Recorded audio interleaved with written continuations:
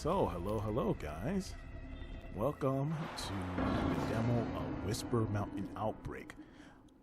Single player plus co-op multiplayer survival horror. You play as this random avatar, which I'm pretty sure in the full version you'll be able to customize your appearance for your avatar, and you're tasked with exploring areas for resources. Now, I'm not really too sure what the story mode is in this game. All I know is that it's a zombie outbreak, and it looks like it's saying retrieve the shamanist scroll. So it's either a bio outbreak or it's a magic outbreak that involves zombies. Now, we're in the hospital parking lot and we're going from point A to point B, basically unlocking doors and finding items. First item I have is the bat, which is controlled by stamina, so it's shared by stamina. Your stamina bar for running and attacking. So whenever you run out of stamina, you have to switch over to your ballistic weaponry. So you find a gun, a shotgun, a revolver, and I believe a machine gun as well. And you go through every room looking for supplies, unlocking doors, and wait for it, solving puzzles, just like a classic Resident Evil game, and mixing health items. Of course, the zombies are random. They either jump in from holes in the walls, or they just happen to be already in the room. And look, here's some now. I ran out of stamina and did as I stated. Run out of stamina, use your ballistic weaponry. However, I have a problem with the stamina meter is that you lose stamina as you're attacking as well as when you're running as too. So you can run or move a little faster, and that uses stamina, and you have to stay still for your stamina gauge to, replenish. And then there's using your attack that also expends stamina. And tell you the truth, I really don't like that. It's like that sometimes. So sometimes you just have to, do that, back away and use your guns. Although guns are not really accurate, because sometimes I'm using like way too much ammo, and I'm guessing I'm supposed to aim with the aim as I'm firing and not just fire straight ahead. Also, I forgot to mention, this game is twin stick and isometric. You can rotate the camera around using the directional pads while you control your movement via analog sticks. However, as I stated before, your stamina is really something you have to pay attention to. When you click the left analog stick, it allows you to run. But as you're moving faster, because you're not really running, you're moving faster, you're expending stamina, and that's when you run into problems, because that's when the zombies show up, and then, oh wait, you got to use your bat and you don't have any stamina, and God forbid you didn't find any guns, you're screwed. Also, here's the first puzzle of the game, where we have to look for the corpses of the employees, because the employees' numbers are the combination for these lockers, except a few. There's also a lock picking mini game involved as well. I mean, it's kind of 4 minutes in, and tell you the truth, I don't really think I'm gonna go so long with commentary, but here comes another one. But the enemies here are holding weapons, so they only attack when they get really close. So let's do this puzzle right here. And please excuse the noise outside. My place is on a main road, so I have no choice but to deal with it. Hopefully I can edit out the noise, once I adjust the volume in the game and everything, hopefully. Here's another enemy. And like I said, this is a demo, and as of right now, there's only one type of enemy, you know, standard zombie with something in their hand. However, as I was playing my first time around, something actually came out of nowhere and it was crawling on all fours, and it looked like something from the first iteration of Full Metal Alchemist. You know, when they showed you what happened to the creature that the Ed Elric brothers created and how it became sloth and started looking like its mother. You know, something like that showed up at the corner, but I was killed immediately by, you know, the standard zombies. Also featured in this game are files, you know, documenting, you know, documents from the unable to survive, you know, NPCs. And on a quick note, just mentioning this game really doesn't have any music per se.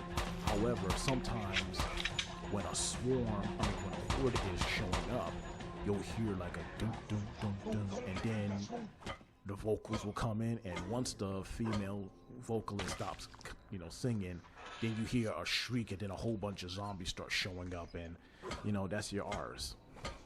You know, sometimes the isometric, you know, mechanic in this game is a little jarring, and it doesn't really help because you have to use the directional pad to basically turn your camera, and the controls a little finicky. It's a demo, so into full release it will be fixed, but you know, sometimes it's a real, you know, a real hinder to your movement and viewers. You know, like this right now, here comes another group, and I don't know if the music was playing, but it probably was or probably wasn't. But at least weapons don't have a health meter, because that would suck a hell of a lot to have a weapon that you can only use for a limited time, and you're forced to look for another weapon, melee weapon that is. Because there's another game that just came out, not came out per se, but another demo called Our Darkest Days, where it's a side-scrolling zombie survivor horror game, where it's the same premise but it's side-scrolling, and you play as two different sets of survivors.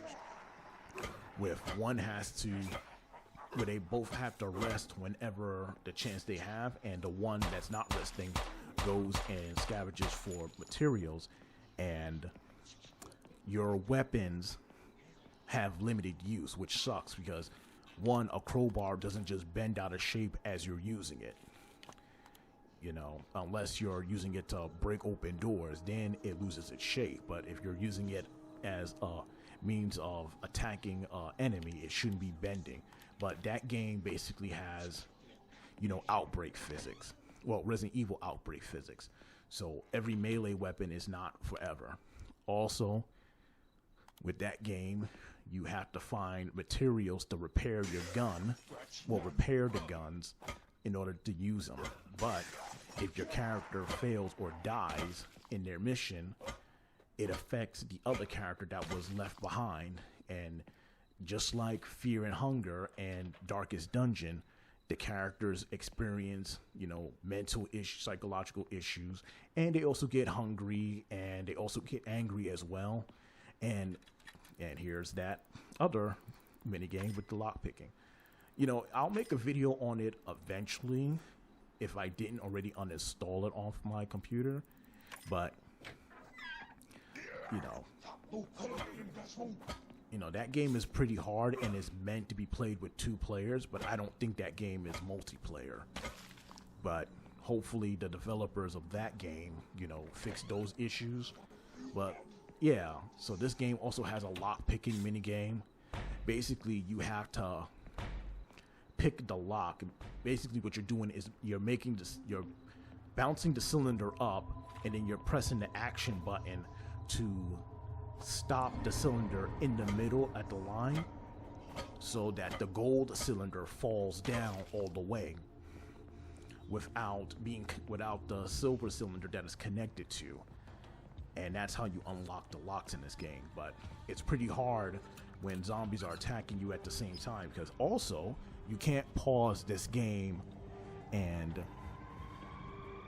you know, do a puzzle or read a file. You got to, or look at the map. You have to get rid of these enemies, and because just like Outbreak, you can access your menu, but the game is still in play, just like as if you were playing online. But as I stated before, this game will be mostly for playing online multiplayer, because it's impossible to nearly do this on your own, because sometimes the layout of the hospital, this particular area, changes with every replay, so nothing is always the same. You know, you won't always find the handgun in the parking lot. You might find the revolver bullets first before you find the gun, or you might find a revolver without the ammo. It's really random. I mean, that's good and everything in some aspects, but sometimes, you know, the enemies spawning is a bit too much for me. You know, 1 minute they're outside and then they're inside, and then the music starts playing, and then you're like, here comes the horde. And you know, if you give yourself enough spacing, you can attack multiple enemies at the same time while moving back and gaining some stamina. But I don't know, like I said, it's a demo, and they have time. The developer has time to work out the kinks for the final product. Hopefully, when this game does come out, I will, you know, show some interest and try to play the full game and see what the real story is about this. So there's that. Getting this ambulance coming by, just making all this noise, like can never get anything done in silence. And this one, I gotta find the power generator to turn it off so I can progress to that area. But the goal right now, besides finding the shot, damn, what the hell's going on out there? But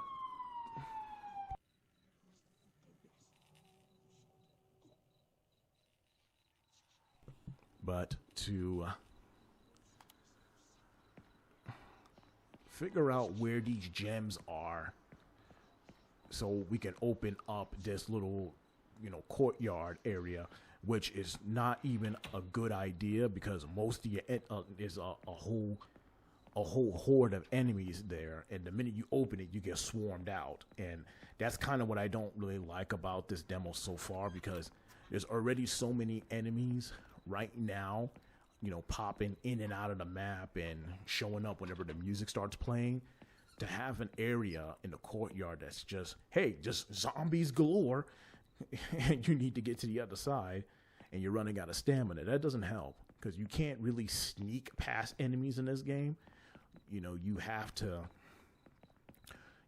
confront them. You know, Our Darkest Days, sorry to talk about another game during this game, but that game actually allows you to sneak past enemies, because the enemies are basically in the background half the time, and they come into the foreground when you make too much noise and they notice you, or they're in the background and you're trying to get a sneak kill on them. Like, you know, I really need to actually play that game again and record it, because I'm talking about it too much, and I'm not talking about this one as much, because, you know, not to say that this game is not interesting, but yeah, I don't know if you've seen the map. You've seen the map when I was opening the map so much, but the area is freaking huge, and you have to, you know, unlock so many doors in this game. And I'm like, it's impossible to do that in the demo. You know, when, you know, on your first try, like a few tries, you'll, you know, finally get that, you know, you have a finite amount of space. And the worst thing about it is that you have to drop items, but you drop items in the wrong places and have to backtrack way too far just to pick that item up, just to use it and drop it again. You know, so it has elements of Resident Evil 0 in that. which I did not like Resident Evil 0 because there was no item box. I thought that was kind of, you know, ridiculous. Because imagine dropping an item, you know, in one room and then going 20 rooms later and come to find out you needed that item. Now you have to backtrack, you know, to find that item. And I think enemies respawn in that game. See, like that, I got hit while I was in the middle of the menu. And here comes the storm. Now the shotgun does wonders. Also, another feature is that you have button heals. You know, one button heals, so there's no need to go into the menu per se to use an item.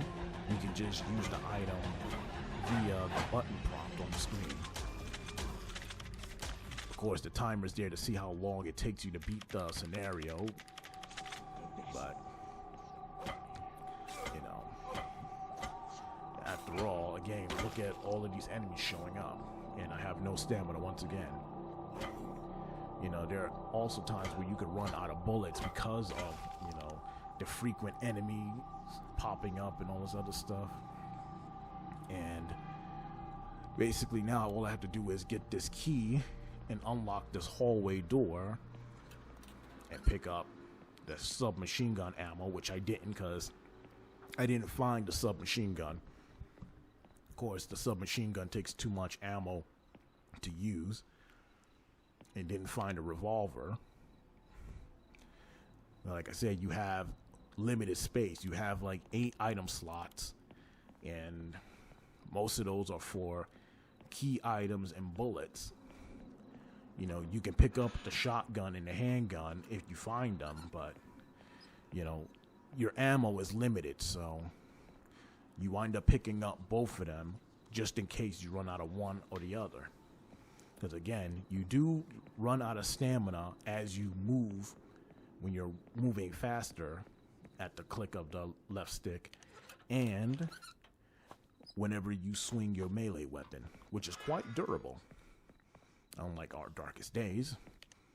But yeah, this map is huge. You got to unlock so many doors in the process, and you know, you're expending, you know, health items, you know, repeatedly. So maybe there will be a mechanic that allows you to recover from being tired faster than just standing like that. Because again, I'm moving faster. That's why, you know, my stamina is going down. But the game is a twin stick, you know, survival game. And I believe I found the last pearl. And now look. Does this remind you of anything? The City Hall jewel, the jewel puzzle that they poorly remade in the Resident Evil 3 remake. And just got to get the pattern right. Hopefully. So I think I picked up a yellow one, a red, a green one, and a white one. But I wasn't really paying too much attention of how the pattern went until I noticed those lights were moving, and I was like, really?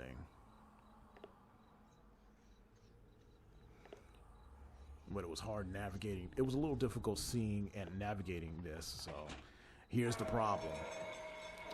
Now I'm in the courtyard. All of these enemies are right here.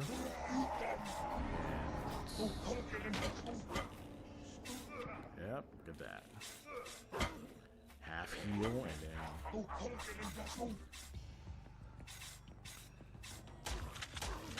use my gun to get by and still take damage. That's the last of them until I go back in, because there's a whole bunch more of zombies in there, and I'm not gonna make it. Like I'm just not gonna make it. You know.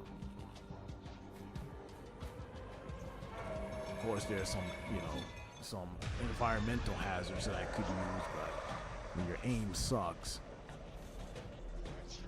you know, you just can't do it. And you see how there was enemies right there? Look at that, and you're out. Ah, man. Well, that's it for this game. This game is called Whisper Mountain Survival? No, Whisper Mountain Outbreak. And if you like this game as much as watching this game as much as I liked playing it, well, check it out for yourselves. Leave a like and a comment at the bottom, you know, and we'll come visit this game at a later date. Maybe I'll clip it up and show off what happens when you actually beat the scenario. But, you know, oh man, I'll see you guys in the next one. And, you know, you guys have a good Thanksgiving.